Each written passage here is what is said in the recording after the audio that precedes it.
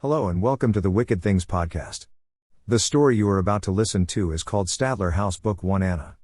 After a near-death experience changes a young orphan child's life forever, the benevolent Dr. Stadler uses his bleeding-edge therapy to help her and other children at his group home return to a life of normalcy. This short story brings to life the challenges faced by trying to help one small group of children survive their common pasts. Rodney nearly froze to death but watched as his sister was taken. Julie, almost successful in her final attempt to end her life but was plucked from the moment of death. Tyler, a teen substance abuser, was saved by emergency room doctors after overdosing. Anna, a young orphan who narrowly survived her brush with death due to a house fire. John felt the jaws of his uncle's feral dogs around his throat but was saved from death by paramedics. Emily, the only child who has never had a brush with death. What do all of the residents of the Stadler group home truly have in common? The answer will shock and terrify you. Dr. Stadler thunders up the first flight of stairs, yelling, "Maggie!" Emily startles him as she emerges from her room. "Dr. Stadler?" He shakes his head no. "Go! Get outside and find Rodney. Stay with him until I find you." Emily's confusion shows clear. She opens her mouth, but before she can speak, Dr. Stadler scowls at her. "No! Go now! Don't look back until you find him!" Dr. Stadler yells. Emily rushes past him and down the stairs. He waits until he hears the front door slam closed behind her. He spots the second-floor bathroom light on. "Julie!" Dr. Stadler shakes his head against the thoughts of rushing to his wife's side. He knows the kids depend on him and he has to make sure everyone gets out of the house. He runs to the bathroom, stopping once he steps down on the soaking wet carpet. "The hell?" Shock overtakes Dr. Stadler, seeing Julie's lifeless body lying in a crimson pool of water and blood. "No, Julie." Dr. Stadler places a hand on the wall to steady himself. It helps to stop him from slipping on the remains of the once beautiful young woman. He covers his mouth with his free hand to stop himself from gagging. Dr. Stadler sees another one of the shadow dogs tugging at the flesh inside her wounded arms with its massive, jagged maw. The sickening sound of rubbery tendons pulling free from her bones fills the air. The disturbing noise is followed by the meaty, wet crunching of the beast chewing on and swallowing the young woman's remains. The beast raises its massive head, claiming its meal by placing a heavy paw on Julie's corpse. Dr. Stadler slowly steps back through the doorway, his arms raised defensively between the beast and himself. The beast makes an eerie noise, similar to chuckling at the doctor's actions. Dr. Stadler slowly pulls the bathroom door closed to keep the beast contained. He turns and rushes up the stairs to the third-floor landing. Thoughts of his wife's safety fuel his ascent to the third-floor master bedroom. Dr. Stadler bursts through the master bedroom door. "Maggie?" Dr. Stadler enters the room but turns away from the sight that awaits him. Maggie's disemboweled and broken body scattered about the master bedroom closet for all to see. He pounds his head against the wall. Tears filled with shame and personal disappointment streak down his face. He looks at his broken wife's body. "I should have never left you alone." He kneels in front of the closet staring at his wife's body, deliberately left in tatters for someone to find. Dr. Stadler attempts to gather her remains. He places a sheet on the floor and places her various liberated organs and viscera on the top of it. He carefully lifts her remains and carries it into the bathroom. "Not my Maggie." Dr. Stadler places her into the bathroom tub. His composure and wits have left him. He didn't know what he was doing. He only knew she loved the bathtub and needed to bring her to the tub. He lowers her body into the tub, kissing gently on her forehead. "I am so sorry." Dr. Stadler breaks down, realizing her thick blood coats his hands. He walks to the mirror, seeing her blood around his mouth. He rips himself free of the stupor. "They'll think I did this." Dr. Stadler desperately scrubs and washes the gore from his hands and arms. He examines his face in the mirror. He sees her vital red fluids cover his mouth and nose. He quickly lathers the soap in his hands and washes the blood from his face. "Why? Who?" He wipes the tears from his swollen red eyes. Anna enters the open door and walks to the side of the massive bathtub containing Maggie's remains. She looks at the oblivious doctor, lost in his thoughts. She turns back to Maggie and brushes her hair from her face. Anna closes Maggie's eyes and then turns to Dr. Stadler. We only came to collect what was mine. Dr. Stadler lowers his head, weeping the words, "Kill me. You've taken everything else. Why not my life?" She steps away from the tub, taking the doctor's hand in hers. Silly boy, this was never about you. You have nothing we want. Dr. Stadler looks down at her small hand. His eyes widen as he sees both of their hands covered in the gore from Maggie's remains. The strength of his body fails, sending him to his knees next to Anna. "Anna, give me back my Maggie." He takes her small hand in his. "Take me, please. Instead, let her live." Anna places her hand on his head. You're not mine to take. She kisses Dr. Stadler gently on his cheek. She takes him by the chin and slowly raises his glance to meet hers. They stole Maggie and the rest from us. No one steals from death. Dr. Stadler's expression turns to confusion amidst the young girl's disturbing words. "Anna?" A flash of lightning pulls back the child's obfuscation. Dr. Stadler sees for the first time Anna's demonically twisted form. He gasps and jumps away from her. "What the fuck are you?"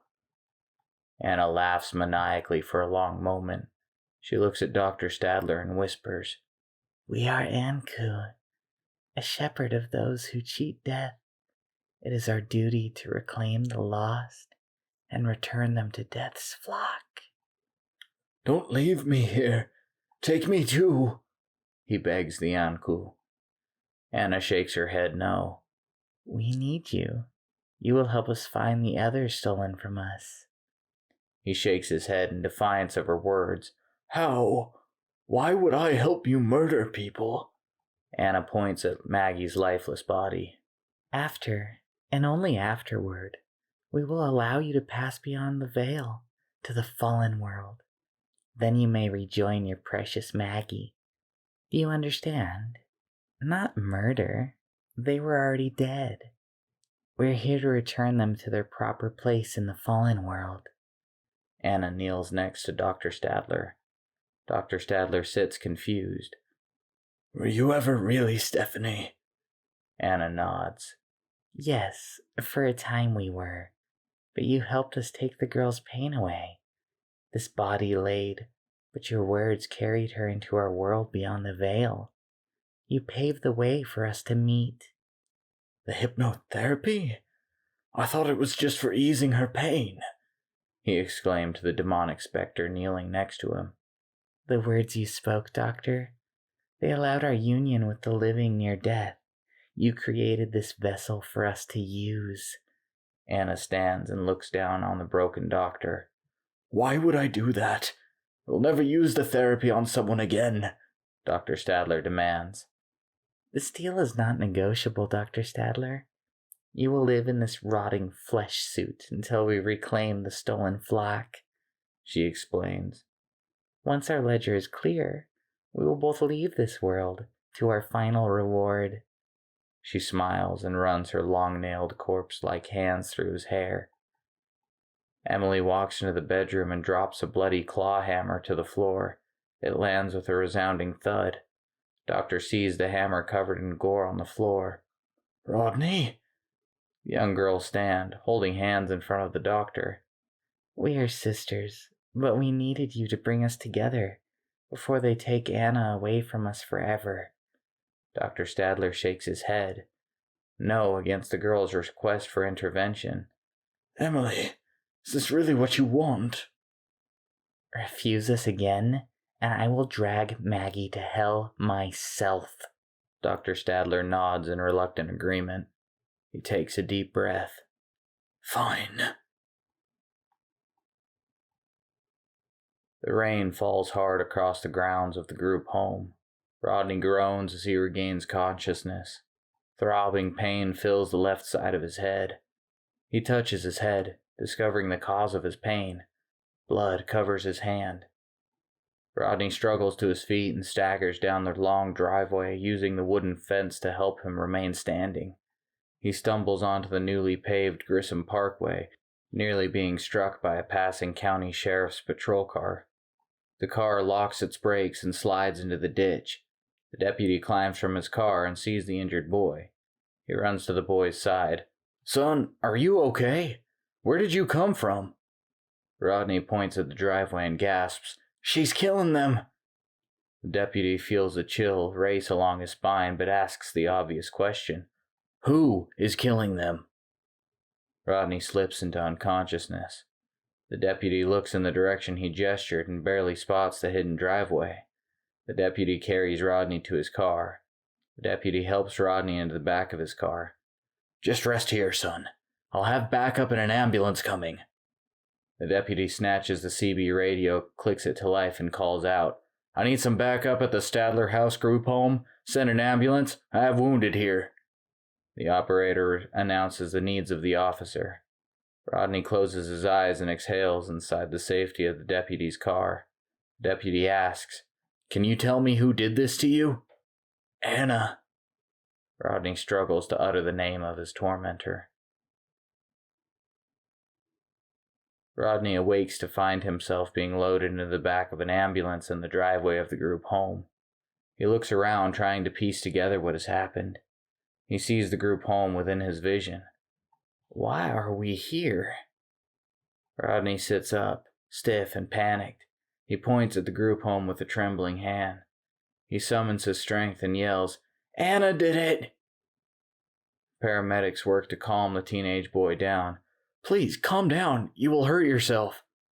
Rodney sees Dr. Stadler calmly sitting in the back of a police car, his head leaning against the glass.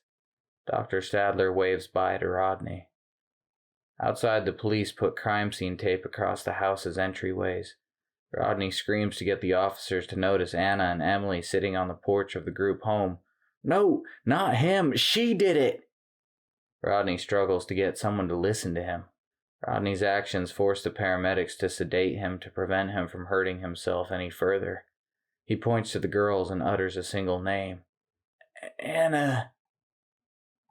The deputy walks to the paramedic's side. "Poor kid. He watched them all get butchered by that sick fuck." The paramedic shakes his head in disbelief. "I went to school with Dr. Stadler. He had real promise, was supposedly working on a new therapy to help people overcome trauma and near-death experiences."